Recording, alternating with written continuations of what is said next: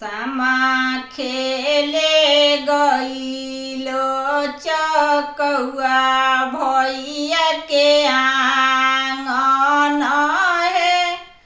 आहे सामा भौजो देली लुलुआई छोरो ननद आंगन है। आहे सामा भौजो देली लुलुआई छोरो ननद आंगन है। कतन लुलुआइबू भौजो कतन झहरैबू भौजो जाले रही है माई बाप के राज तोले। सामा खेलबहु भौजो जाले रही है माई बाप के राज तोले।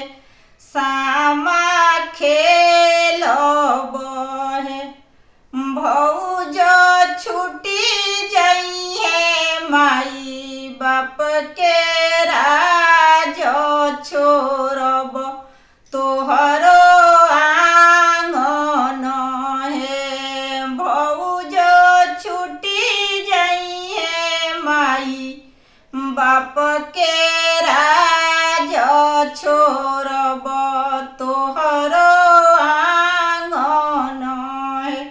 सामा खेले गईलो कवन भैया के आंगन है।